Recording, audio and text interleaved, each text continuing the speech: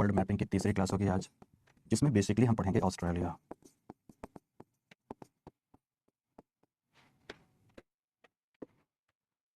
Australia के बारे में मूल रूप से पढ़ेंगे। थोड़ा सा ज़्यादा तो नहीं बेटा, बट थोड़ी सी आज से गति अधिक होगी, मैपिंग की भी गति अधिक होगी, जिसमें आपको मेरा सहयोग करना होगा ताकि हम नियत समय पर सारी अवस्थितियों का ज्ञान बढ़िया से आपको करा पाएँ, है ना। डेली उतनी ही स्लो क्लास रखी नहीं जा सकती। सब बताएंगे ऑस्ट्रेलिया इतना खाली क्यों है, सब बताएंगे दोस्तों। जो प्रश्न आपके सब समाप्त हो जाएंगे, क्यों इतना परेशान पड़े हो। ऑस्ट्रेलिया इतना खाली क्यों है, ऑस्ट्रेलिया का इतना भाग डेजर्ट क्यों है, ऑस्ट्रेलिया के केवल तटीय क्षेत्रों में ही 90% जनसंख्या क्यों रहती है, सब बताएंगे। जो मन में प्रश्न है सबका समाधान क्लास में हो जाएगा। बस इतना कहूंगा, प्रश्न ना पूछो, प्रश्न अपने आप हल हो जाएगा। प्रश्न रखो अपने मन में और लिख कर रखो, देखना नोटिस करना, आपके सारे प्रश्नों का जवाब आ जाएगा बेटा, 100% आ जाएगा सारे प्रश्नों का जवाब। ठीक है, चलो तो शुरू करना है ऑस्ट्रेलिया। तो आज शुरुआत होगी ऑस्ट्रेलिया की मैपिंग से।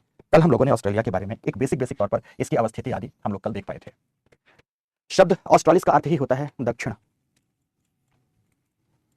मैंने आपको बताया था कि ईसा के जन्म से 200 वर्ष पूर्व ही अरिस्टोटल जैसे विद्वानों ने इस बात की कल्पना कर दी थी कि अगर आज के महाद्वीपों को देखा जाए, जिनकी अवस्थिति उत्तरी गोलार्ध पर अधिक है, तो पृथ्वी पर इन महाद्वीपों को संतुलित बनाए रखने के लिए दक्षिणी गोलार्ध पर भी ऐसे ही भूखंडों की अवस्थिति होनी चाहिए, जिसके लिए उन्होंने टेरा ऑस्ट्रालिस इनकॉग्निटा जैसे शब्द का प्रयोग किया था। टेरा ऑस्ट्रालिस इनकॉग्निटा के अंतर्गत ऑस्ट्रालिस का मतलब भी होता है लैटिन भाषा में दक्षिणी गोलार्ध। दक्षिण मतलब किसके दक्षिण? इक्वेटर के दक्षिण। तो इक्वेटर के दक्षिण में अवस्थित अगर महादेशों के अंतर्गत देखा जाए, महाद्वीपों को देखा जाए, तो सबसे पहला महाद्वीप आपने अंटार्कटिका पढ़ा। अब दूसरा महाद्वीप आप कौन सा पढ़ने जा रहे हैं? ऑस्ट्रेलिया पढ़ने जा रहे हैं। महाद्वीपीय क्षेत्रफल दृष्टिकोण से अगर अभी आप जीलैंडिया को थोड़ी देर के लिए अलग रखिए आप, तो महाद्वीपीय क्षेत्रफल दृष्टिकोण से अभी तक के ज्ञात महाद्वीपों में 7 महाद्वीपों की अगर बात की जाए तो उसमें से सबसे छोटा हमारा ऑस्ट्रेलिया महाद्वीप था। ऑस्ट्रेलिया महाद्वीप के अंतर्गत ऑस्ट्रेलिया एंड न्यूजीलैंड दोनों आते हैं। महाद्वीपीयता की बात अगर मैं करूं तो ऑस्ट्रेलिया एवं न्यूजीलैंड दोनों आते हैं इस महाद्वीप में। और ऑस्ट्रेलिया चूंकि मूलतः एक आइलैंड के भांति है, इसलिए इसे एक आइलैंड कंट्री के नाम से भी जानते हैं, या इसे एक आइलैंड कॉन्टिनेंट के नाम से भी जानते हैं। एक कंप्लीट आइलैंड है, वही अपने आप में कॉन्टिनेंट है। इतना मुक्त, इतना स्वतंत्र एक महादेश, एक महाद्वीप, मुक्त या स्वतंत्र महादेश।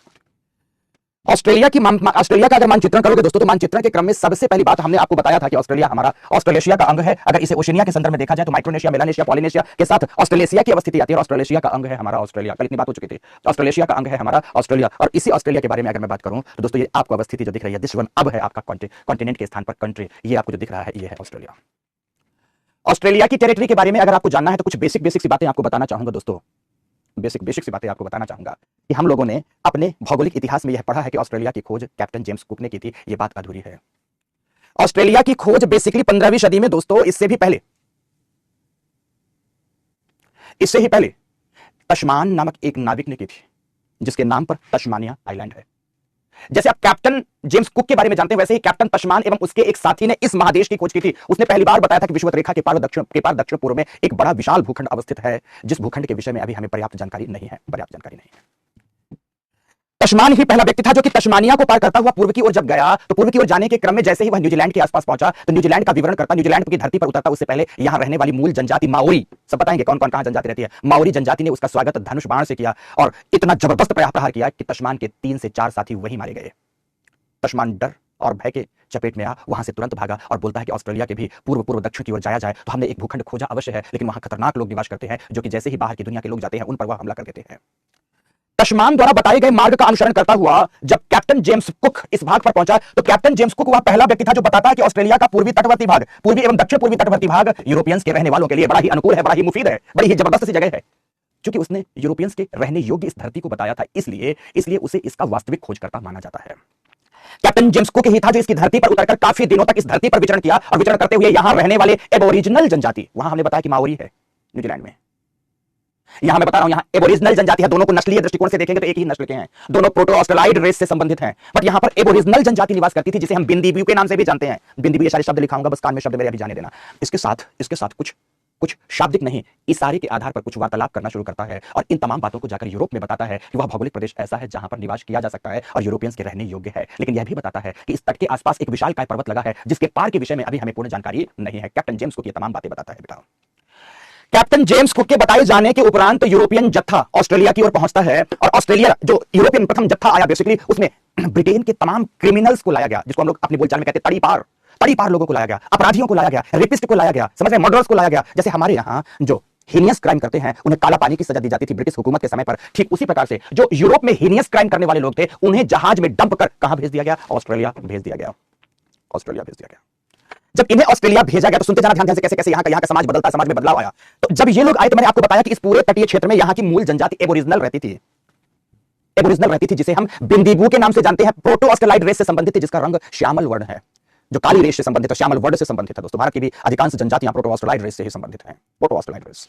जब यहां पर ये लोग आए तो ध्यान से सुनना, जिस समय पर ये यहां पर पहुंचे तो समझने की कोशिश करना, ऑस्ट्रेलिया में किसी भी व्यक्ति के द्वारा भौगोलिक क्षेत्र को कब्जाने की परंपरा नहीं थी।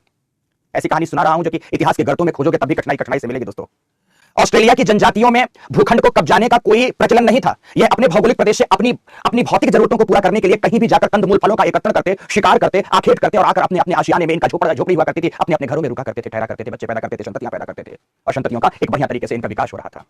जनजातीय समुदाय में, यहां रहने वाले जनजातीय समुदाय में, ध्यान रखूंगा, अंतर्मुखी समुदाय था, बहिर्मुखी नहीं था, बाहर की दुनिया से बहुत मेल मिलाप करना नहीं चाहते थे। जनजातियों की विशेषताएं आज भी पाई जाती हैं मेरे प्यारे दोस्तों। पर जब यूरोपियंस यहां आए पहली बार तो इन्होंने इन्हें क्या क्या दिया, ध्यान से सुनना। सबसे पहले यूरोपियंस इनके क्षेत्र में आए तो अपने रहने के लिए यह तड़ीपार लोग, यह क्रिमिनल्स जिसको आप अपराधी कहेंगे, यह तड़ीपार लोग यहां आकर इस तटीय क्षेत्र पर भौगोलिक प्रदेश को कब्जाने की कोशिश करने लगे।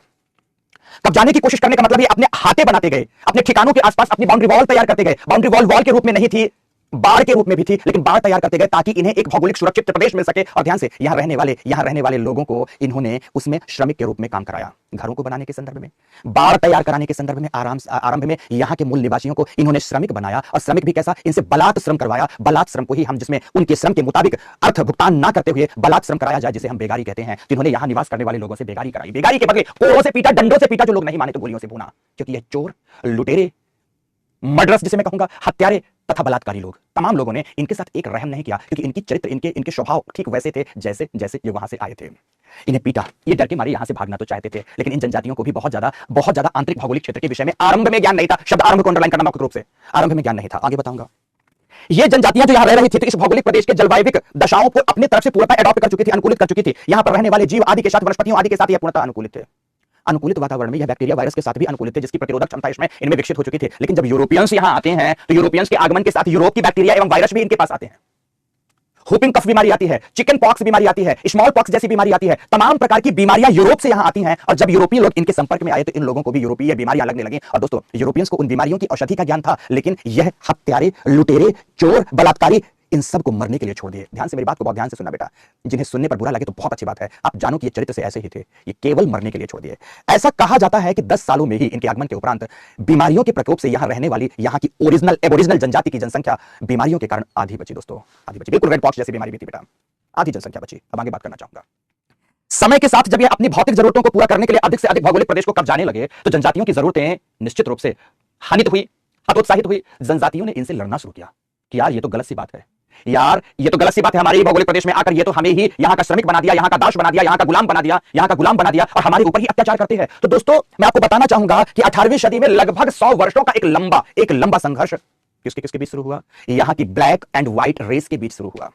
इस लंबे संघर्ष में दोस्तों, क्योंकि ये जो व्हाइट रेस के लोग आए थे, ये पुनर्जागरण कालखंड के बाद आधुनिक हथियारों से लैस थे। उस समय का आधुनिक हथियार, यहां रहने वाली जनजातियों के पास परंपरागत औजार थे।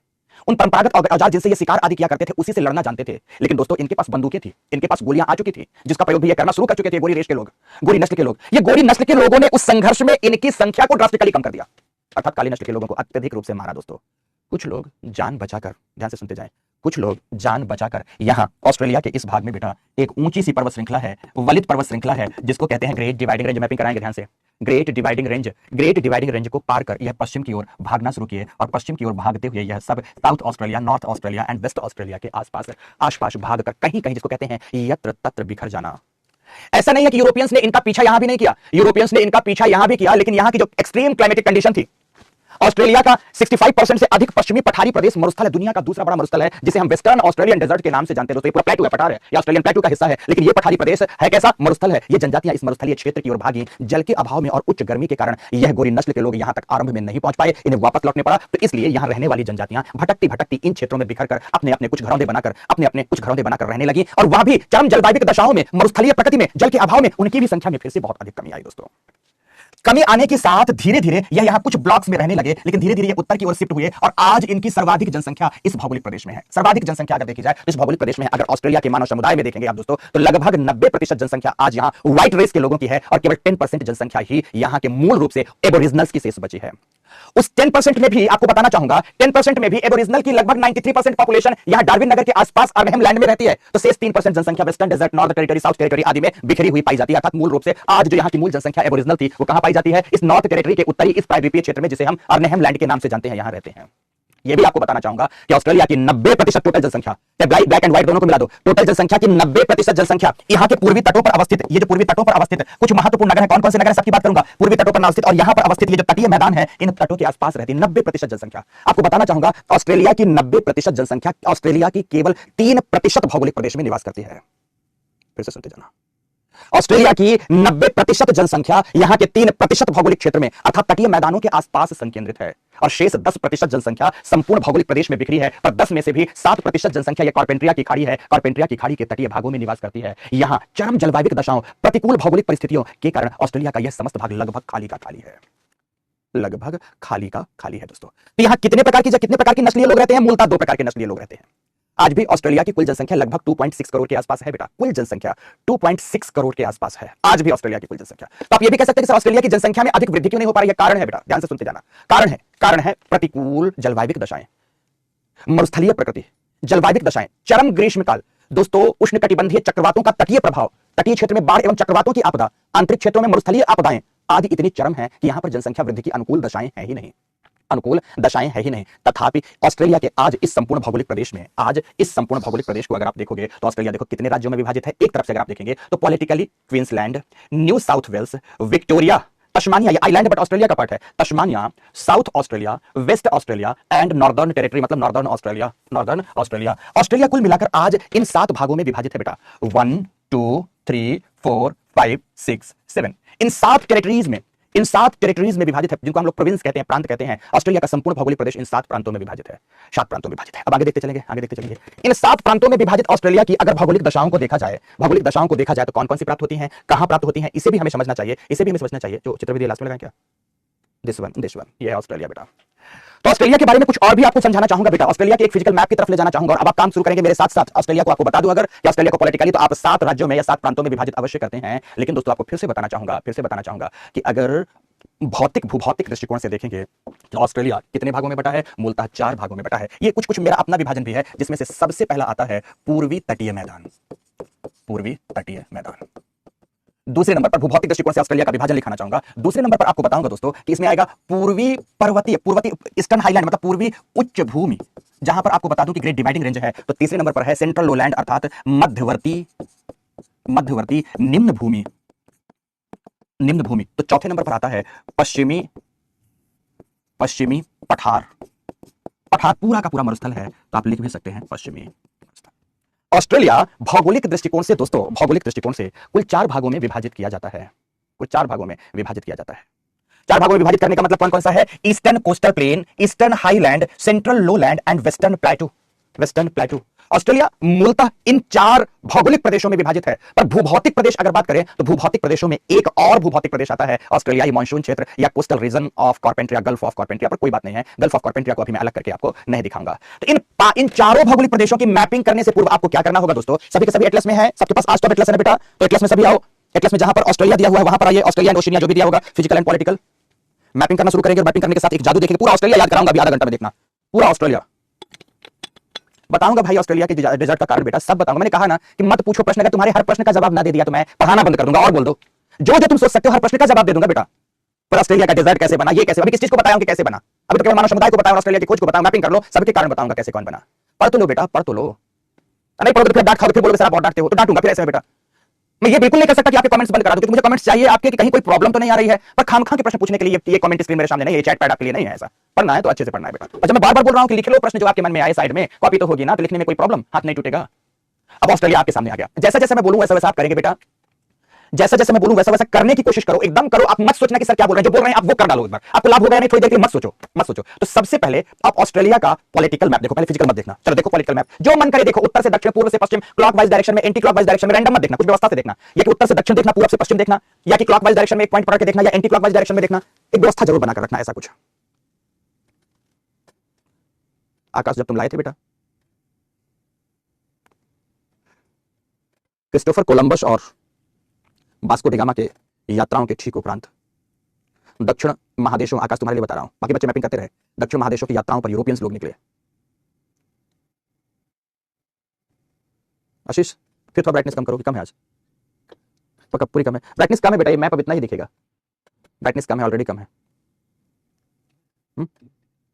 ठीक है, बोर्ड में नहीं देखना, आपको अपने एटलस में काम करना है बेटा, एटलस में जो मन करे देखो। आपको 2-3 मिनट के लिए मैंने फ्री छोड़ दिया, मतलब मैं नहीं जानता आपको क्या देखना, पहले आप देखो, पर देखो एटलस में, नजर केवल एटलस में रहे। शब्द मेरे कान में जाने दो, कान मेरे पास छोड़ दो। मम्मी अगर आपके लिए ब्रेकफास्ट लेकर आ रही तो आप लोग देना, मम्मी कोई ब्रेकफास्ट नहीं, ओनली मैपिंग फास्ट चलेगा, ये हमारा मैपिंग टाइम है, कोई डिस्टर्बेंस नहीं चाहिए। कोई मित्र अगर आपके फोन में फोन करे तो बोल देना तेरी हत्या कर दूंगा दोबारा अगर इस टाइम पर फोन किया तो। बोलो कि 10 से 15 दिन कोई मुझे फोन नहीं करोगे इस टाइम पर, मैपिंग की क्लास है हमारी, हम मैपिंग करेंगे।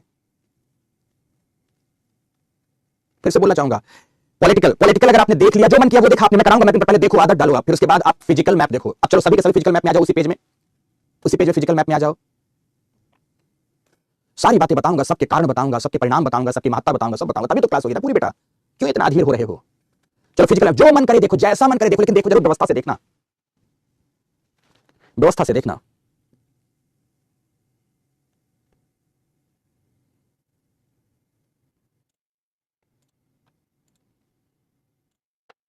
व्यवस्था का मतलब है उत्तर से दक्षिण देखो, पूरब से पश्चिम देखो, क्लॉकवाइज डायरेक्शन देखो, एंटी क्लॉकवाइज डायरेक्शन देखो।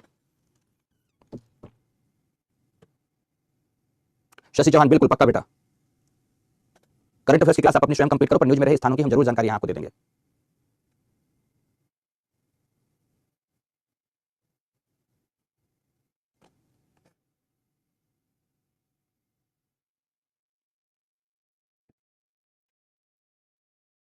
देख लिया, चलो अब देख लिया, तो अब जो मैं बोल रहा हूं आप वैसा करना शुरू करेंगे, वैसा करना शुरू करेंगे। एटलस में पेन उठाइए या मार्कर उठाइए, जितना जितना मैं बात बोल रहा हूं आपको केवल उतना करना है। आप यहां पर इस अवस्थिति को देखेंगे जो मैं ट्रेस कर रहा हूं, आप इसे देखेंगे। ऑस्ट्रेलिया का ये वाला जो प्रक्षेप निकला हुआ है उत्तर की ओर, देखो ये किनारा, इस किनारे को देखो। सबसे पहले आप फिजिकल मैप में रहेंगे, फिजिकल मैप में रहेंगे, इस किनारे को देखिए, इसका ये जो किनारा है इसका नाम है केप यॉर्क पेनिनसुला। ट्रेस कर दीजिए, गोला कर दीजिए, केप यॉर्क पेनिनसुला। सबसे पहले जितना बोलूं केवल उतना ही करेंगे, केप यॉर्क पेनिनसुला कर दिया ट्रेस। अब ध्यान से, यॉर्क पेनिनसुला के एकदम नॉर्थ में, एकदम नॉर्थ में यहां पर एक जलसंधि है, एक स्ट्रेट है जिसका नाम है टॉरस स्ट्रेट। यूपीएससी ने टॉरस पूछा है, पपुआ न्यू गिनी एवं ऑस्ट्रेलिया के बीच की जलसंधि है टॉरस स्ट्रेट, टॉरस स्ट्रेट। नजर केवल एटलस पर रहे, मेरे शब्द सुनते जाना। अब जब टॉरस आप देख लेते हो ना तो आसपास अगल बगल देखने की कोशिश करना चाहिए। जब आप टॉरस देखोगे तो ध्यान से, टॉरस के इस तरफ आप एक सागर देखना, यहां पर एक सागर देखना, इसका नाम होगा अराफुरासी, और यहां पर एक सागर देखो, ये जो पूरा सागर है इसका नाम है कोरल सी। मतलब ये दो सागरों को जोड़ता है, एक अराफुरा सागर को कोरल सागर से जोड़ता है, ये कोरल सी है। देखो ध्यान से, जितना बोलूं केवल उतना ही देखना, अभी दिमाग मत लगाना, क्योंकि मुझे आपको मैजिक दिखाना, जादू। यकीन रखो, आधा घंटा भी मेरे साथ चुपचाप जैसा बोल रहा हूं करो, पूरा ऑस्ट्रेलिया मस्तिष्क में छपा दूंगा, छप जाएगा, हमेशा के लिए छप जाएगा, बस रिवीजन करते रहना। टॉरस जलसंधि का मतलब ही होता है कि यह दो विशाल जलराशियों को जोड़ता है। स्थल संधि का मतलब होता है कि दो बड़े भूखंडों को जोड़ता है। जलसंधि को ही हम जल डमरू मध्य भी कहते हैं। यहां पर टॉरस जल डमरू मध्य है। टॉरस जल डमरू मध्य की विशेषता है कि यह पश्चिम में अराफुरा सागर को पूर्व में अवस्थित कोरल सागर से जोड़ता है, कोरल सागर से जोड़ता है, कोरल सागर से जोड़ता है। बहुत अच्छे से आगे बढ़ते रहेंगे, बहुत अच्छे से आगे बढ़ते रहेंगे। जैसे आप क्लॉकवाइज डायरेक्शन में चल रहे हैं हम लोग, जैसे आप कोरल सी के दक्षिण में चलेंगे दोस्तों, इसी कोरल सागर में आपको बताऊंगा, कोरल सागर के इस तटीय भाग में यहां अगर आप देखोगे तो यहां पर great Barrier Reef of Australia, लंबी बैरियर रीफ दिखेगी। ग्रेट बैरियर रीफ, दुनिया की सबसे बड़ी barrier reef, great Barrier Reef of Australia दिखेगी, एकदम पूरा तट से संलग्न, तट से संलग्न great Barrier Reef of Australia दिखेगी। अब ये मैं सोचना सर देख लेता हूं जल्दी जल्दी कराओ ना यार, धीरे धीरे कराने के पीछे का उद्देश्य कि आपके मस्तिष्क में वो रीफ 1000 बार घूम जाए तब तक में। ये जादू का एक तरीका है, बस सुनते जाओ धीरे से, आराम से। आगे बढ़ते हैं, आगे बढ़ते हैं दोस्तों। आगे जैसे आप दक्षिण की ओर जाओगे क्लॉकवाइज डायरेक्शन में, तो यहां पर ध्यान रखो, आपने ये आइलैंड जो तस्मानिया देखा है ना, तस्मानिया आइलैंड, तस्मानिया आइलैंड के नाम से ही ये पूरा एक सागर है जिसका नाम है तस्मान सागर। क्या नाम है बेटा इसका? तस्मान सागर अवस्थित है यहां पर, तस्मानिया के नाम से अवस्थित है यह तस्मान सागर। पहले केवल पेरिफेरी देखो आप सारी। सुप्रिया शर्मा बोलती है रीफ का मतलब क्या होती है? रीफ का मतलब मेरा सिर है बिटिया। अब तुझे लगता है मार दो झापड़ तो तुझे रीफ का मतलब समझ में आ जाए, सारा कोरल रीफ पढ़ डाली, पर इसे कुछ नहीं समझ में आता। सच बताता अगर तू लड़का होती ना बिटिया, तुझे बहुत डांटता, पर मैं जानता हूं बिटिया है तो थोड़ी सी बातें बोलूंगा तो आंसू टपकाएगी बैठे बैठे। जब इतनी बुद्धिहीनता है तो क्यों यार सिविल्स की प्रिपरेशन करते हो आप लोग? मतलब कितना अच्छे से कोरल रीफ पढ़ाया हूं यार, यूनिक ऑप्शनल के लेवल का पढ़ाया हूं। कुछ बच्चों ने मुझसे पूछा सर मैप बनाकर प्रैक्टिस करना? नो, एटलस में प्रैक्टिस करना, मैपिंग की क्लास चल रही है। जो कह रहा हूं कर डालो, नहीं करना है तो जो आपकी मर्जी, जो आपकी मर्जी। ज्वाला भारती बहुत अच्छी लाइन भेजा बेटा, ठीक है। आगे बात करता हूं। अब ये प्रशांत महासागर का अंग है तस्मान सागर। फिर ध्यान से देखना, इधर तस्मान सागर देखोगे, यहां पर देखोगे ऑस्ट्रेलिया की दक्षिणी भाग में the Great Australian Bight, the Great Australian Bight. और ग्रेट ऑस्ट्रेलियन बाइट को यहां देखना, जो दिखाना वो ज्यादा महत्वपूर्ण है। ग्रेट ऑस्ट्रेलियन बाइट को यहां पर बास जलसंधि, बास स्ट्रेट जोड़ती है तस्मान सागर से।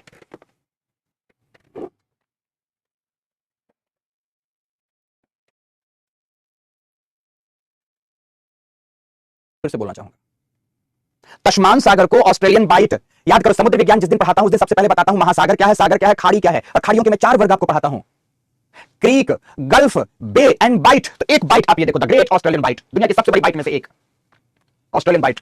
यहां पर तस्मान सागर को ऑस्ट्रेलियन बाइट से कौन जोड़ रहा है, बास स्ट्रेट, या दूसरा शब्द बोलूंगा, बास जलसंधि तस्मानिया आइलैंड को ऑस्ट्रेलिया के मुख्य भूमि से अलग करती है। उर्मिला ठीक है बेटा, करो।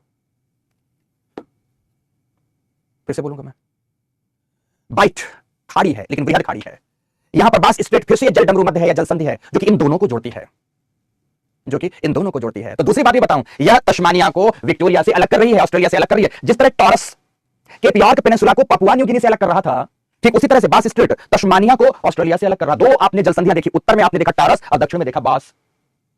सागर देखे आपने, अराफुरा सागर, सागर में आपने देखा कोरल सी, सागर में आपने देखा तस्मान सी, तो सागर में यहां पर देखा ऑस्ट्रेलियन बाइट, ऑस्ट्रेलियन बाइट। दोस्तों ये पश्चिम का सारा हिस्सा हिंद महासागर का है, ये इंडियन ओशन का हिस्सा है, इंडियन ओशन है, ये लिखा भी है यहां पर इंडियन ओशन, हिंद महासागर का हिस्सा है। यह भी बताना चाहूंगा, ये जो ऑस्ट्रेलियन बाइट है ना, ये सदर्न ओशन का अंग है, यहां दक्षिण महासागर हिलोरे ले रहा है, इसके दक्षिण में दक्षिण महासागर अंटार्कटिका के चारों ओर प्रवाहित होता है बेटा। कोरल सी एंड तस्मान सी ये दोनों प्रशांत महासागर के अंग हैं, लेकिन अगर ग्रेट ऑस्ट्रेलियन बाइट की बात करेंगे तो ये दक्षिण महासागर का अंग है, यहां पश्चिम की ओर इंडियन ओशन है, हिंद महासागर की अवस्थिति है, और यहां तिमोर आइलैंड के दक्षिण में तिमोर सी है बेटा। कौन सा सागर है, तिमोर सी है, तिमोर सागर है। देखो पेरिफेरी कंप्लीट ऐसे मैपिंग की जाती है, एक सिस्टमैटिक वे पर मैपिंग की जाती है। विनोद मीना कंट्री वाइज अगर देखोगे बेटा, country wise, but barrier reef के संदर्भ में देखोगे तो दुनिया का सबसे बड़ा बैरियर रीफ है। मानता यार ठीक है बेटा, फर्स्ट टाइम पढ़ोगे तो हार्ड लगेगा, इसमें कोई बात ही नहीं, पर पढ़ो ना, ये मानकर मत पढ़ा हार्ड है, ये मानकर पढ़ा कि मेरे लिए पढ़ाया जा रहा है। दुनिया के सब बच्चे अगर पढ़ते हैं तो मैं क्यों नहीं पढ़ूंगा या पढ़ूंगी, और मैं पढ़ूंगा, मुझे याद होगा, 100% याद होगा, तय करती हूं मैं, या तय करता हूं, ये मानकर पढ़ो बेटा, क्यों नहीं बनेगा, क्यों नहीं याद होगा। एक मजे की बात बताऊं, यूनिवर्सिटी में यहीं पर ग्रेजुएशन किया और मास्टर के दौरान, ग्रेजुएशन में भी ख्याल आ ही गया था कि यूपीएससी की तैयारी करूंगा, फिजिक्स बैकग्राउंड से हूं बेटा, मैं फिजिक्स से ही अपना मास्टर कंप्लीट करने को था। एक मेरा मित्र था, मुझे बोला कि यूपीएससी की तैयारी तुझे भी करना, बोला यस करना। मित्र मेरा बड़ा मजेदार है, बिहार में है, बिहार कैडर में है बेसिकली, कृष्ण मोहन सिंह, अक्सर Bihar news papers and news channels पर कभी कभी दिखता रहता है। मुझे बोला करके तैयारी, बोला यस करूंगा पक्का करना है। बोला ऐसा करते हैं कि ऑप्शनल सब्जेक्ट पहले तैयार करते हैं। बोला ठीक है, कौन सा ऑप्शन लिया जाए, मैंने विचार नहीं किया था, बोला ज्योग्राफी लेंगे, कुछ नहीं पता ज्योग्राफी के बारे में, बहुत ध्यान से सुनो, आपके लिए बहुत मोटिवेटिंग होगी ये कहानी। कुछ नहीं पता था बेटा मुझे ज्योग्राफी के बारे में। बोला ज्योग्राफी, बोला हाँ, तो बोला ज्योग्राफी में क्या होता है, बोला देश दुनिया होती है। बोला देश दुनिया, अच्छा सिर कुछ लाया, अच्छा देश दुनिया होती है, ठीक है पढ़ लेंगे। उसके पहले बोले ठीक है पढ़ लेंगे, तो बातें शुरू हुई, पढ़ कहां से लेंगे, बोले किताबों से पढ़ेंगे। किताबें कहां से आएंगी, नई सड़क में मिलेंगी। दोनों लोग निकले और नई सड़क पहुंचे। सच बताऊं, हमें मुखर्जी नगर यहां पर है, तो मुखर्जी नगर में किताबें आदि मिलती तब पता भी नहीं होता था मुझे, मैं अपनी महानता नहीं बता, अपनी कमी भी बता, मुखर्जी नगर के बारे में बहुत पता भी नहीं था। दोनों पहुंचे नई सड़क से एक दो भूगोल विषय की ज्योग्राफी की किताबें लाते हैं। किताबें अभी हमने मास्टर ज्योग्राफी से उस समय तक नहीं किया, फिजिक्स से भी चल रहा है। ज्योग्राफी से किताबें लाए, और ज्योग्राफी से किताब लाने के बाद वो बोलता है कि एक मेरा दोस्त है, उसका भी प्रीलिम्स निकला है। मैं बोला अच्छा चल मिलते तुम्हारे दोस्त से। मिले, उससे पूछे क्या पढ़ डाले, हरियाणा से था, तो बोला एनसीईआरटी पढ़ डाल, एनसीईआरटी पढ़, अच्छे से पढ़ ले एनसीईआरटी, पहले एनसीईआरटी पढ़ेगा तो सब कुछ अच्छे समझ में आने लगेगा। मैं बोला अच्छा एनसीईआरटी का। उससे पूछे कौन सी कक्षा की पढ़ डालूं, बोला जो मन करे वो पढ़ तो पहले पढ़ना तो शुरू कर।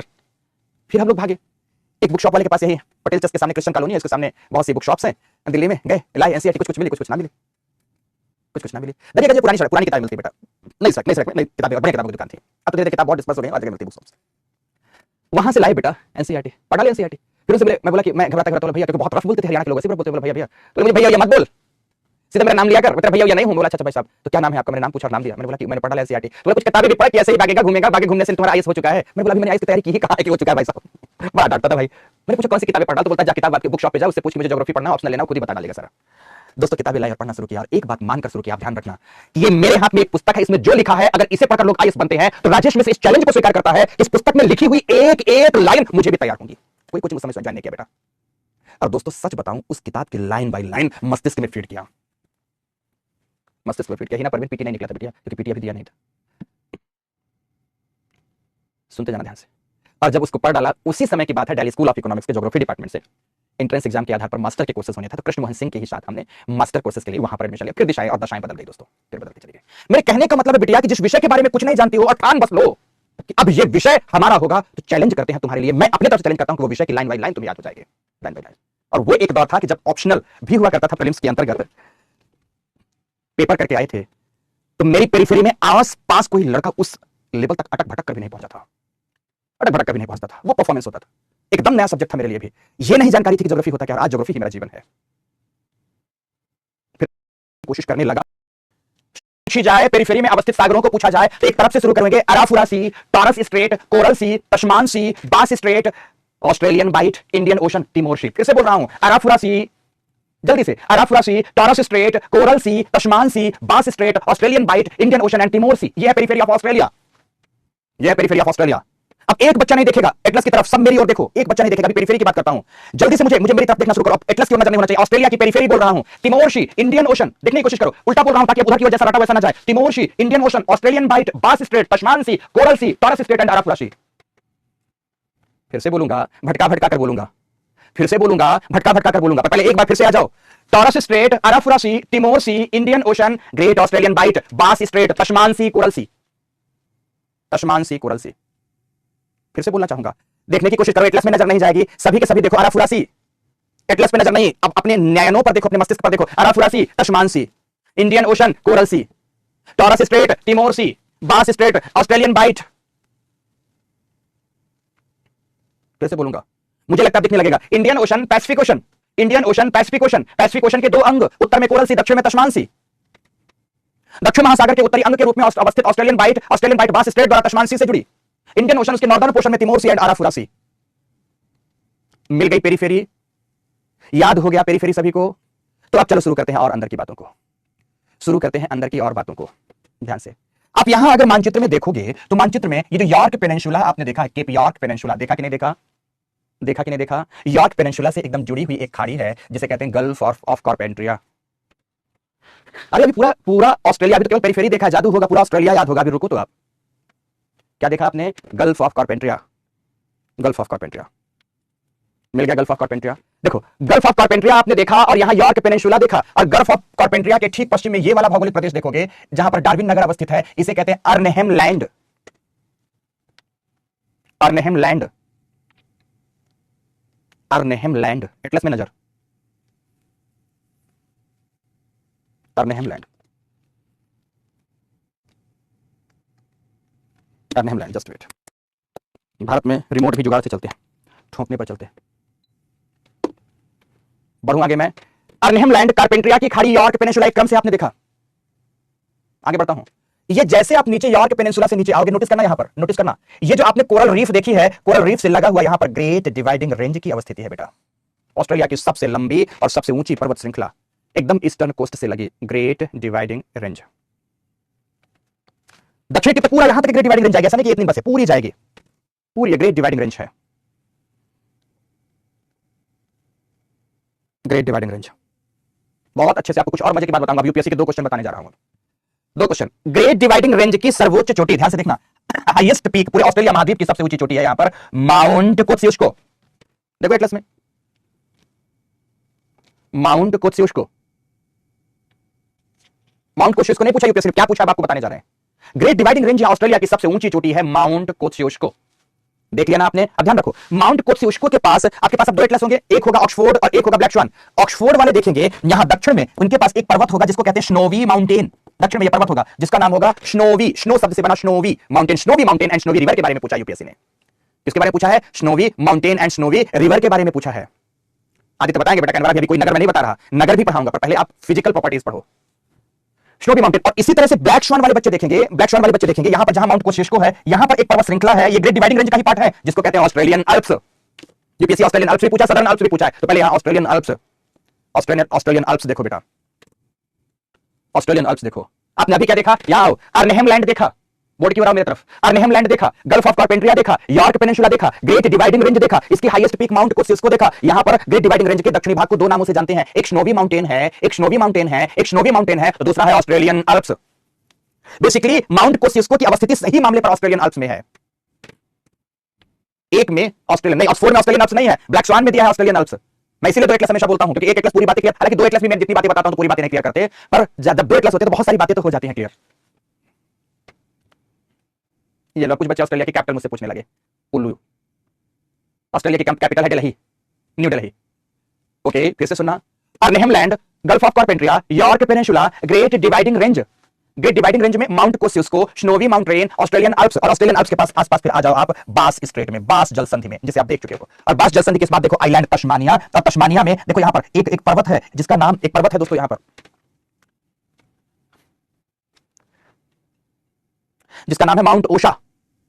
होबार्ट इसकी कैपिटल है, पर इसमें एक पर्वत है जिसका नाम है माउंट ओशा। माउंट ओशा ऑक्सफोर्ड में शायद नहीं दिया होगा, बल्कि दिया होगा ब्लैक स्वान में। होबार्ट तो इसकी कैपिटल है बेटा, किसकी? तस्मानिया की, दिस वन। पर इसका, इसमें एक पर्वत है Mount Ossa, OSSA, Mount Ossa. Mount Ossa Tasmania में अवस्थित है। बहुत अच्छे से अब फिर से आपको नीचे से ऊपर करके देखो, यहां पर अवस्थितियों को देखो। आप तस्मानिया से लेकर ऊपर की ओर चलेंगे, आप एंटी क्लॉकवाइज डायरेक्शन में। आपने देखा तस्मानिया आइलैंड, जिसमें आपने तस्मानिया की हाईएस्ट पीक देखी माउंट ओशा। माउंट ओशा के बाद आपने देखा Bass Strait, Snowy Mountain, Australian Alps, Mount Kosciuszko, Great Dividing Range, York Peninsula, Gulf of Carpentaria and Darwin. Darwin के पास आपने देखा अर्नहेम लैंड, अर्नहेम लैंड,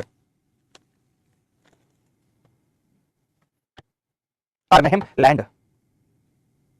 देख लिया इतना। अब मजे से कुछ और मजे की बात दिखाता हूं। अर्नहेम लैंड के बाद अब ऑस्ट्रेलियन डेजर्ट में आप पहुंचने जा रहे हो। ऑस्ट्रेलियन डेजर्ट में याद करो, फिर कुछ नई नई बातें बताऊंगा। ऑस्ट्रेलियन डेजर्ट्स में हमें मूल रूप से दोस्तों 5 मरुस्थलों का नाम याद करना है।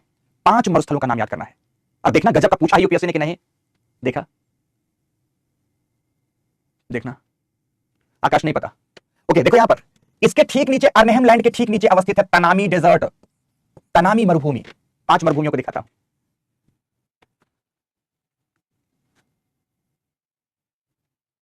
आराम से। अर्नहेम लैंड के दक्षिण में अवस्थित, अर्नहेम लैंड के दक्षिण में अवस्थित तनामी डेजर्ट। अब ध्यान से, अर्नहेम लैंड के ठीक पश्चिम में एक और पठार है, अर्नहेम लैंड पठार है जिसका नाम है किम्बरले प्लेटू। ये वाला पठार बेटा, Kimberley Plateau, Kimberley Plateau, Kimberley Plateau. और किम्बरले प्लेटू के दक्षिण में, इसमें बोर्ड में नहीं है पर आपको देखना है, किम्बरले प्लेटू के दक्षिण में ड्राइएस्ट डेजर्ट ऑफ ऑस्ट्रेलिया है, जिसकी अवस्थिति यहां पर है। ये ड्राइएस्ट डेजर्ट ऑफ ऑस्ट्रेलिया का हिस्सा है, जिसे कहते हैं द ग्रेट सैंडी डेजर्ट। जल्दी से एटलस में देखो, द ग्रेट सैंडी डेजर्ट, ये है Sandy Desert, Sandy Desert. Arnhem Land के दक्षिण में तनामी, किम्बरले प्लेटू के दक्षिण में सैंडी, सैंडी, सैंडी डेजर्ट है। देख लिया। सैंडी डेजर्ट के दक्षिण में अवस्थित है, जिसकी महत्ता थोड़ी कम है, गिब्सन डेजर्ट। ये है गिब्सन डेजर्ट बेटा, गिब्सन डेजर्ट। गिब्सन डेजर्ट वाले कलर मैंने गलत चुन लिया, ये दिखेगा नहीं तो कलर मैं दूसरा चुनता हूं, दिस वन, दिस वन। ये है गिब्सन डेजर्ट, गिब्सन डेजर्ट है। और उसके नीचे है ऑस्ट्रेलिया का सबसे बड़ा मरुस्थल, जिसका नाम है the Great Victorian Desert, the Great Victorian Desert, Great Victorian Desert. फिर से शुरू करता हूं, फिर से शुरू करता हूं। तस्मानिया है दक्षिण में आइलैंड, तस्मानिया की हाईएस्ट पीक है Mount Ossa. Tasmania Bass straight से अलग है ऑस्ट्रेलिया से। ऑस्ट्रेलिया के पूर्वी तट के सहारे ग्रेट डिवाइडिंग रेंज है, जिसकी सबसे ऊंची चोटी माउंट कोस्सियुस्को, माउंट कोस्सियुस्को के समीप डिवाइडिंग रेंज के 2 पर्वत श्रेणी, स्नोवी माउंटेन और ऑस्ट्रेलियन अल्प्स कहलाती हैं। आगे बढ़ते हुए ग्रेट डिवाइडिंग रेंज के नॉर्थ में केप यॉर्क पेनिनसुला है। केप यॉर्क पेनिनसुला के ठीक पश्चिम कार्पेंट्रिया की खाड़ी, उसके पश्चिम अर्नहेम लैंड, अर्नहेम लैंड के ठीक दक्षिण में Tanami Desert, Tanami Desert. Arnhem Land के पश्चिम में किम्बरले प्लेटू, उसके दक्षिण में Sandy Desert, Gibson Desert, Great Victorian Desert. और दोस्तों इस गिब्सन डेजर्ट के पूर्व में अवस्थित है दिस वन, सिम्सन डेजर्ट।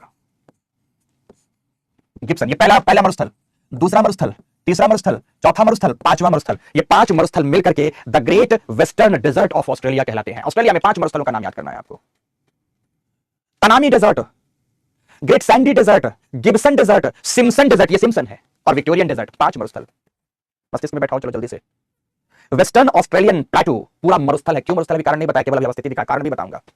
जहां वेस्टर्न ऑस्ट्रेलियन डेजर्ट में 5 मरुस्थल हैं, सबसे पहला तनामी, ग्रेट सैंडी या Sandy Desert, Gibson Desert, Simpson Desert, Great Victorian Desert. अरे सोनू, यहां अभी सैकड़ों डेजर्ट है बेटा, मुख्य डेजर्ट की बात कर रहे हैं। अभी तो सैकड़ों छोटे छोटे नाम के डेजर्ट है बेटा। सोनू कुमार जादौन, ऐसा नहीं, सैकड़ों की बात कर रहा हूं अभी, बड़े मुख्य बड़े डेजर्ट नाम से। Tanami, Sandy, Gibson, Simpson and Great Victoria. Sturt Stony Desert है, स्ट्रट स्टोनी डेजर्ट भी है, लेकिन आपको इन 5 का नाम बेटा याद करना है। कोई बात नहीं, चांदी जिसके एटलस में जो नहीं मिल रहा कोई बात नहीं। अर्पिता ठीक है, आप 5 का नाम याद करो बेटा। आगे बोल रहा हूं, ये विक्टोरियन डेजर्ट के दक्षिण में यहां ये वाला जो तटीय मैदान है, ये वाला पूरा तट, ये पूरा तट आपको इतनी दूर तक लिखा नहीं मिलेगा, लिखा तो केवल पश्चिमी किनारे पर लिखा मिलेगा। यहां ये वाला जो तट है बेसिकली इसे कहते हैं नल्लार बोर प्लेन। यहां पर लिखा होगा इस किनारे पर नल्लार बोर प्लेन लिखा होगा, Nullarbor Plain, Nullarbor Plain. शुरू करता हूं एक तरफ से। आपने देखा Nullarbor Plain, Victorian Desert, atlas में नजर रखो, Nullarbor Plain, Victorian Desert, Gibson, Simpson, Sandy, Tanami, Kimberley Plateau, Arnhem Land, Carpentaria की खाड़ी, York Peninsula, Great Dividing Range, Mount Kosciuszko, Australian Alps, Snowy Mountain, Bass Strait and Tasmania, Mount Ossa, Mount Ossa. Vikas ने कहा है कि mapping classes cyclone of fact, cyclone नहीं tornado of fact कहो तुम। Tornado of fact है, mapping करना तो मैंने पहले दिन बता दिया था कि जबरदस्त फैक्ट आएंगे, पर ये फैक्ट पढ़े बिना काम चलना भी नहीं है। फिर से बोलूंगा एक बार, फिर वहीं तक ले जाता हूं, फिर क्योंकि इसके बाद जब ले जाऊंगा फिर मैं ये स्थिति बताऊंगा। Mount Ossa in Tasmania, Bass Strait, Snowy Mountain, देखो जल्दी से, Snowy Mountain, Australian Alps, Mount Kosciuszko, Great Dividing Range, York Peninsula, Gulf of Carpentaria, Arnhem Land, Tanami Desert, Kimberley Plateau, Sandy Desert, Gibson Desert, Simpson Desert, Gibson Desert, Victorian Desert, Nullarbor Plain, Nullarbor Plain, Nullarbor Plain. मिल गया इतना सब। अब शुरू करते, थोड़ी थोड़ी और आगे बढ़ेंगे, थोड़ा थोड़ा सा और आगे बढ़ते जाते हैं दोस्तों, थोड़ा और आगे बढ़ते हैं। ये बेसिकली जो सिम्पसन डेजर्ट आप देख रहे हो बेटा, ध्यान रखना, यहां अब आओ मेरे साथ थोड़ा सा और आगे बढ़ो थोड़ा सा। ये गल्फ ऑफ कारपेंट्रिया के ठीक नीचे का ये सारा का सारा भाग, दिस वन, ये यहां का ये पूरा भाग बेटा, ये कहलाता है central lowland of Australia. This one, ये central lowland of Australia है, ये पूरा भाग central lowland of Australia है। ये ऑस्ट्रेलिया की केंद्रीय निम्न भूमि है बेटा, ये ऑस्ट्रेलिया की पूरी केंद्रीय निम्न भूमि है। अंतिम कुछ बातों को बहुत ध्यान से सुनो, अंतिम कुछ बातों को ऑस्ट्रेलिया में कुछ ध्यान से सुनो बेटा, मजा आ जाएगा, इतना सुन लो तो मजा आ जाएगा। ये जो सेंट्रल लो लैंड देखो, ये पश्चिम का पठार है, ये पूर्व का उच्च भूमि प्रदेश है। इस पूर्व के उच्च भूमि प्रदेश मतलब ग्रेट डिवाइडिंग रेंज का किनारे का भाग ईस्टर्न कोस्ट है, किनारे का भाग, एकदम किनारे का भाग ईस्टर्न कोस्ट कहलाता है। ग्रेट डिवाइडिंग रेंज के किनारे में बसा हुआ छोटा सा पतला पतला हिस्सा ईस्टर्न कोस्ट कहलाएगा। तो ईस्टर्न कोस्ट हो गया, फिर ईस्टर्न हाईलैंड हो गया, ग्रेट डिवाइडिंग रेंज वाला हिस्सा ईस्टर्न हाईलैंड हो गया, फिर उसके बाद आता है बेसिकली ये गल्फ ऑफ कारपेंट्रिया से लेकर के यहां बास स्ट्रेट तक दोस्तों, ये पूरा हिस्सा एकदम नीचे तक चला जाता है, जिसको कहते हैं सेंट्रल लोलैंड ऑफ ऑस्ट्रेलिया। ये ऑस्ट्रेलिया का सेंट्रल लोलैंड का हिस्सा है, सेंट्रल लोलैंड का हिस्सा है बेटा। ओके, ये है सेंट्रल लोलैंड। अब इसका निर्माण कैसे हुआ, इसकी विशेषता क्या, सब सुनना, पर पहले मैपिंग तो कर लो, मैपिंग तो कर लो बेटा, एक एक चीज की पहले मैपिंग तो करोगे। जो सेंट्रल लोलैंड ऑफ ऑस्ट्रेलिया है, क्लियर। अब आगे बढ़ता हूं थोड़ा सा। सेंट्रल लोलैंड ऑफ ऑस्ट्रेलिया मूलतः 3 भागों में बटा है, ये 3 भागों में बटा है। उत्तर का भाग कहलाता है, सुनते जाना, उत्तर का भाग कहलाता है ग्रेट आर्टेशियन बेसिन, पश्चिम का भाग कहलाता है lake Eyre basin. Eyre lake है, ये लेक है ना बेटा, ये आयर लेक है, पूरे महाद्वीप की सबसे बड़ी झील है ये लेक आयर। बहुत अच्छे से मैपिंग करेंगे। ये जो भाग है उत्तर का, ये सारा ग्रेट, ध्यान रखना सेंट्रल लोलैंड का, ये उत्तर का पूरा भाग ग्रेट आर्टेशियन बेसिन कहलाता है। ये सिम्पसन डेजर्ट के ठीक दक्षिण में जो झील है बड़ी सी, इसको कहते हैं लेक आयर, आयर लेक बेसिन क्षेत्र है। यहां पर पूरे महाद्वीप की सबसे बड़ी झील है, ब्रैकिश वाटर लेक है, मतलब खारी झील है, बट पूरे महाद्वीप की सबसे बड़ी झील है बेटा, पूरे महाद्वीप की सबसे बड़ी झील है। अब आगे बढ़ते हैं। इस लेक आयर बेसिन के दक्षिण पूर्व में यहां ऑस्ट्रेलिया की 2 सबसे प्रधान नदियां हैं, ऑस्ट्रेलिया की 2 सबसे बड़ी नदियां हैं। एक नदी का नाम है मरे, दूसरी का नाम है डार्लिंग। देखो तीसरी भी लेचियान नदी भी है, मरे है, डार्लिंग है, लेचियान है। देखो 4 नदियों की यहां चर्चा होती है, मरे, डार्लिंग, लेचियान, स्नोवी एंड एक और नदी है फिट्जराय। 4 नदियों की चर्चा होती है, पर पहले जितना दिखा रहा हूं उतना तो देख लो, उतना तो देख लो। सबसे पहले मरे नदी और डार्लिंग। डार्लिंग नदी मरे पर जाकर अपना जल विसर्जित करती है, ये कि आप ऐसा कह सकते हो, डार्लिंग मरे नदी पर पानी उड़ेलकर मर जाती है, डार्लिंग मरे नदी पर पानी उड़ेलकर मर जाती है, मर जाती है। फिर दोनों संयुक्त रूप से जाती है। यहां पर एक आइलैंड है जिसका नाम है कंगारू आइलैंड, कंगारू आइलैंड के आसपास जाकर अपना जल विसर्जित कर देती हैं। तो ये जो क्षेत्र है इसको बोलते हैं मरे डार्लिंग रिवर बेसिन। 3 भागों में ये पूरा सेंट्रल लोलैंड बटेगा। उत्तर का भाग ग्रेट आर्टेशियन बेसिन, पश्चिम का भाग आयर लेक बेसिन और दक्षिण का भाग मरे Darling River basin, Murray Darling River basin, Murray Darling River basin, river Basin. फिर से एक तरफ से आपको उठाना चाहूंगा, ले चलना चाहूंगा, घुमाना चाहूंगा, बढ़िया से आपको सैर कराना चाहूंगा ऑस्ट्रेलिया की। शुरू करते हैं। एक बार एटलस पर नजर रखो, 2 बार एटलस पर नजर रखो, तीसरी बार एटलस से नजर हटाओ, मस्तिष्क पर नजर रखो। शुरू करते हैं पहले पेरिफेरी से, तिमोर, तिमोर सी, यहां से शुरू करते हैं। चलो, Timor Sea, Arafura Sea, Torres Strait, Coral Sea, Tasman Sea, Bass Strait, Australian Bight, Indian Ocean. लौटाता हूं, Indian Ocean, Australian Bight, Bass Strait, Tasman Sea, Coral Sea, this one Torres Strait, Arafura Sea, Timor. चलो शुरू करता हूं आगे ध्यान से। Timor से संलग्न किम्बरले प्लेटू, क्यों ऐसे पढ़ाऊं आपको, देखो।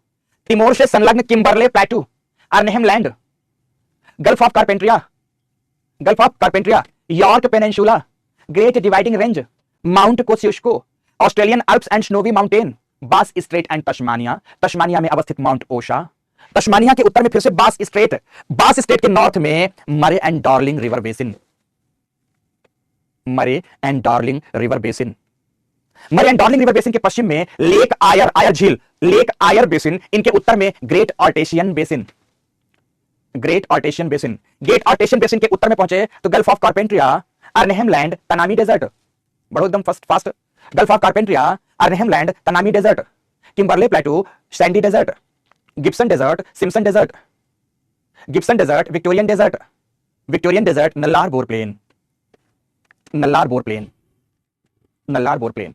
फिर से शुरू करो एक बार और, Nullarbor Plain, Great Victorian Desert, Gibson Desert, Simpson Desert, Sandy Desert, Kimberley Plateau, Arnhem Land, Tanami Desert, Central Lowland of Australia, Central Lowland के अंतर्गत 3 अवस्थिति, Great Artesian Basin, Lake Eyre Basin, Murray Darling River Basin, Bass Strait, Tasmania, Bass Strait, Snowy Mountain, Australian Alps, Mount Kosciuszko, Great Dividing Range, Coral Reef, Great Dividing Range, Coral Reef, York Peninsula, Gulf of Carpentaria. देख लिया सब कुछ, देख लिया सब कुछ। चलो अब ध्यान से बेटा, अंतिम बार दिखा रहा हूं, आंखें खोलकर एटलस में नजर, और इसके बाद अब आंख बंद कराऊंगा या एटलस से नजर हटवाने की कोशिश करूंगा। अब एटलस में नजर रखना, इस बार इधर उधर घुमाकर आपको भटकाऊंगा, थोड़ा सा भटक भटक कर याद करने की कोशिश करना कैसे आपको याद रहता है। भटकाता हूं, चलो। Sandy Desert, Great Dividing Range, Victoria Desert, York Peninsula, Gibson Desert, Gulf of Carpentaria, Simpson Desert, Mount Kosciuszko, Kimberley Plateau, Snowy and Australian Alps Mountain, Arnhem Land, Murray and Darling River basin,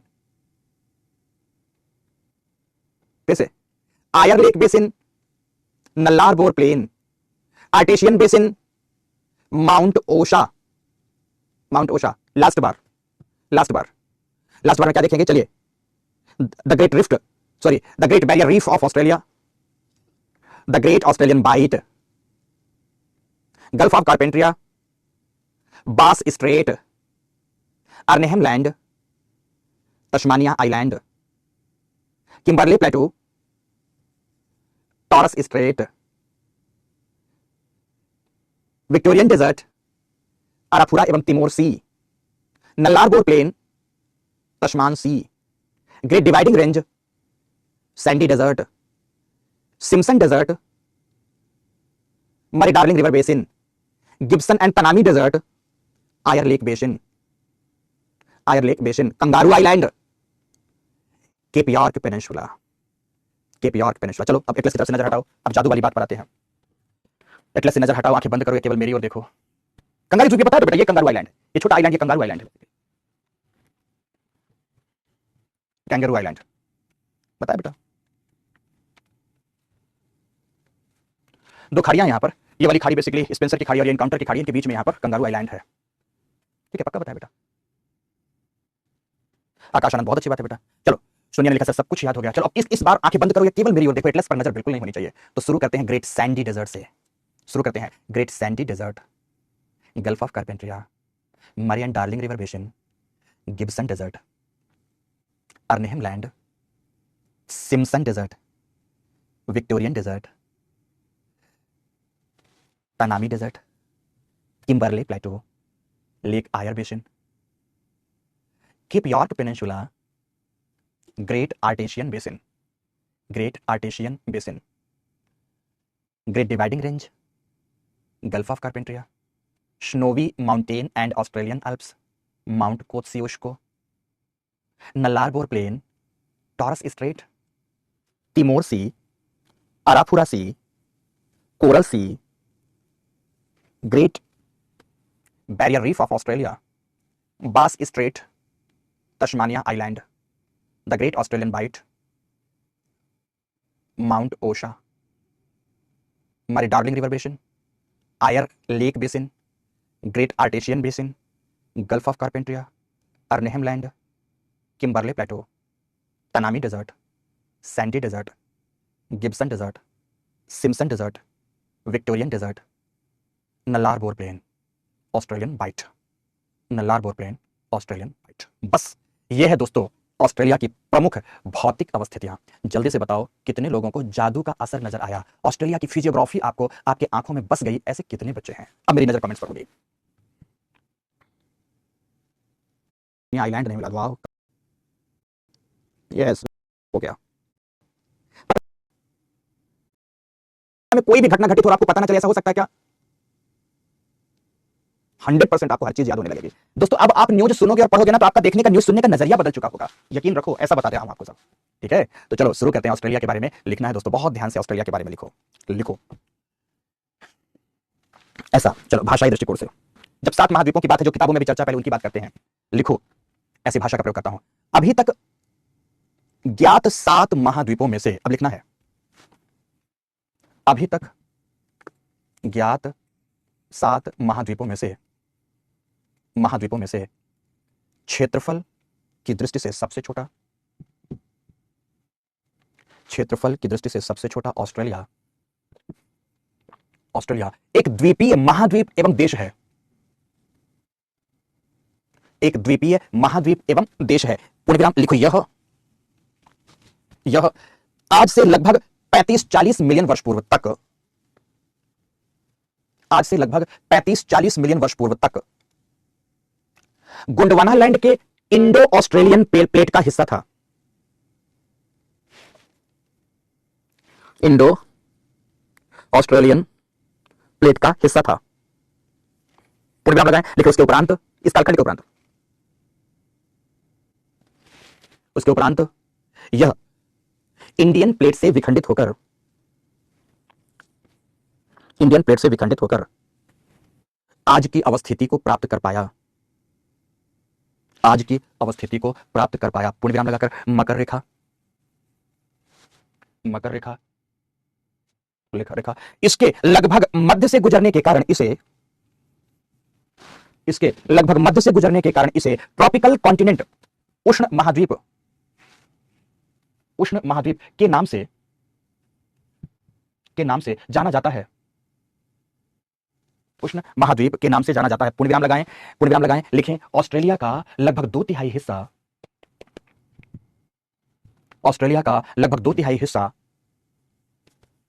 हिस्सा उष्ण मरुस्थल होने के कारण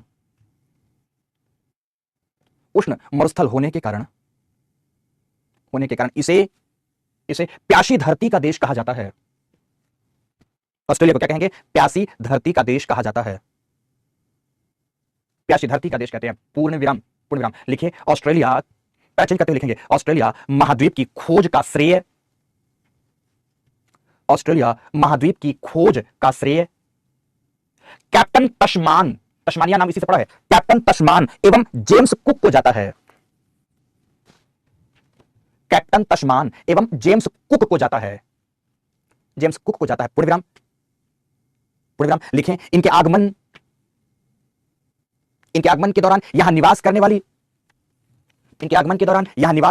मूल जनजाति proto ऑस्ट्रेलियाई प्रजाति से संबंधित थी, जिसे एबोरिजिनल या बिंदीबू कहा जाता है। यहां की जनजाति को आप क्या कहोगे? एबोरिजिनल या मूल जनजाति कहते हैं। पूर्ण विराम लगाएं। वर्तमान में यहां यूरोपीय श्वेत नस्ल के लोगों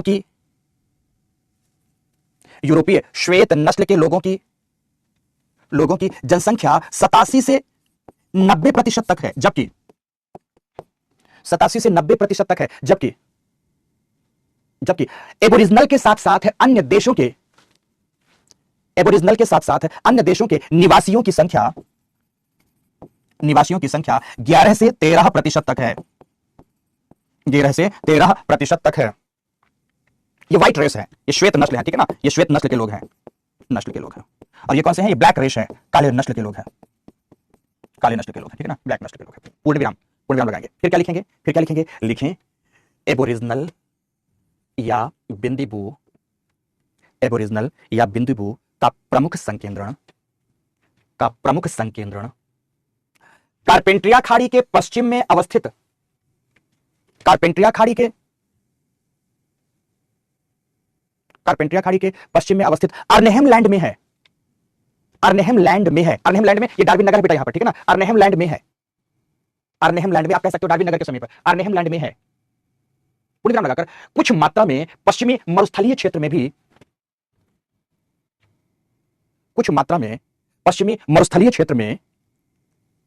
क्षेत्र में यह बिखरे हुए पाए जाते हैं।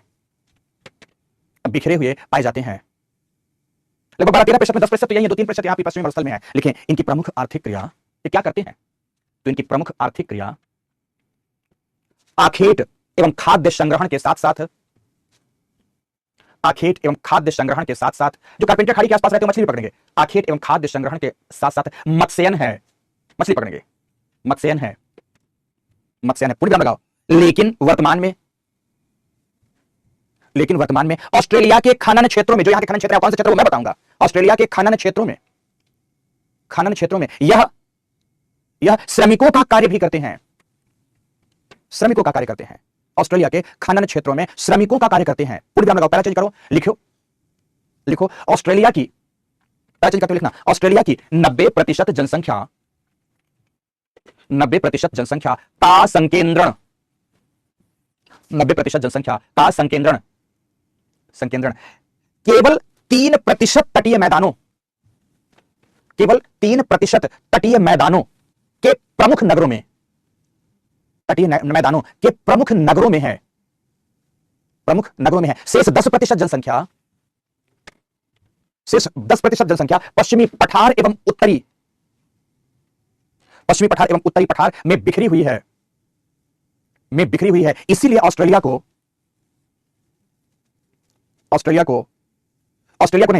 का लगभग अधिकांश हिस्सा जनसंख्या विहीन नजर आता है। पूर्ण विराम। फिर पहला चेंज करो, और पहला चेंज करते हुए लिखो ऑस्ट्रेलिया को अध्ययन की दृष्टि से हम मुख्य रूप से चार भौगोलिक या भूभौतिक प्रदेशों में विभाजित करते हैं।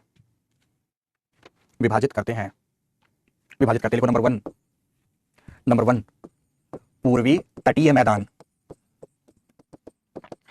नंबर 2 पूर्वी उच्च भूमि, नंबर 3 केंद्रीय निम्न भूमि, नंबर 4 पश्चिमी पठार या मरुस्थल।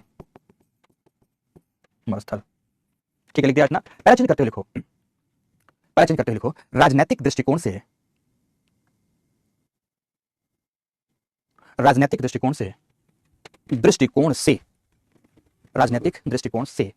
ऑस्ट्रेलिया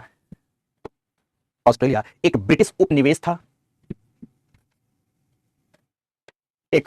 उपनिवेश था जो आज क्षमा चाहूंगा, जो आज 7 प्रोविंस मतलब प्रांतों में विभाजित है। 7 प्रांतों में विभाजित है। नंबर 1 लिखो क्वींसलैंड, ऊपर नीचे लिखना क्वींसलैंड, ऐसे ऊपर नीचे, उसके सामने उनकी राजधानियां लिखना है। नंबर 1 क्वींसलैंड, बोर्ड की तरफ देखते रहो या एटलस की तरफ। Number 2 New South Wales. Number 4 Victoria, number 3 sorry, number 2 New South Wales, number 3 Victoria. तो number 4 Tasmania. Number 5 South Australia, तो नंबर 6 वेस्टर्न ऑस्ट्रेलिया,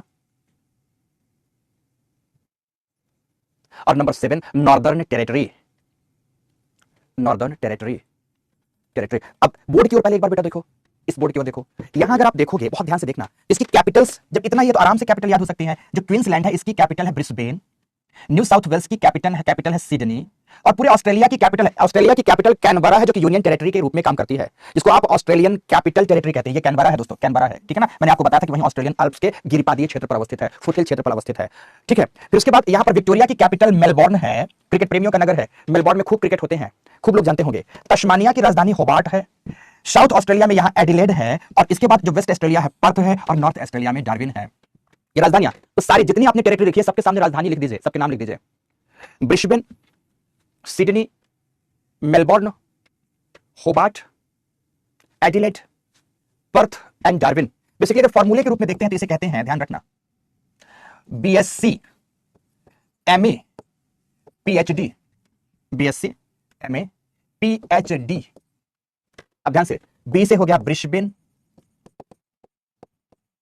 एस से हो गया सिडनी, सी से हो गया कैनबरा, एम से हो गया मेलबोर्न, मेरे पास लिखने के लिए जगह नहीं है, आप अपना लिखना। ए से हो गया एडिलेड, पी से हो गया पर्थ, कहां लिख दूं, यहां लिख दो, पी से हो गया पर्थ, एच से हो गया होबार्ट, और डी से हो गया डार्विन। बीएससी, एमए, पीएचडी, सारे नगर हो गए महत्वपूर्ण, सारे नगर हो गए। क्या हो गए? बीएससी, ब्रिस्बेन, सिडनी, कैनबरा, हो गया बीएससी। फिर बीएससी के बाद क्या करोगे आप? बीएससी के बाद क्या करोगे? आपने मान लीजिए कि बीएससी के बाद किया एमए, तो एमए से हो गया मेलबोर्न एंड एडिलेड, मेलबोर्न और एडिलेड। फिर क्या करोगे? पीएचडी। तो पर्थ है, होबार्ट है एवं डार्विन है, पर्थ है, होबार्ट है एवं डार्विन है। कितने नगर याद हो गए? ये कैपिटल है। इनके अलावा कुछ और नगरों की मैपिंग है बेटा, इनके अलावा कुछ और नगरों की मैपिंग है जिन्हें हम कल की क्लास में कराएंगे, या चाहो तो आज भी आप कर लो, चाहो तो आज भी कर लो, लेकिन मुझे लगता है कि इतना पढ़ते हुए बहुत हो गया। अगर इतनी भी बात आज रिवीजन करके मस्तिष्क में बैठा लेंगे तो बहुत है। तो दोस्तों कोई बात नहीं, जितनी बातें आज मैंने पढ़ाई हैं उन बातों को 100% तैयार कर लेना। कल जब क्लास में उपस्थित होना अपने टाइम पर, तो उतनी सारी बातें आपको 100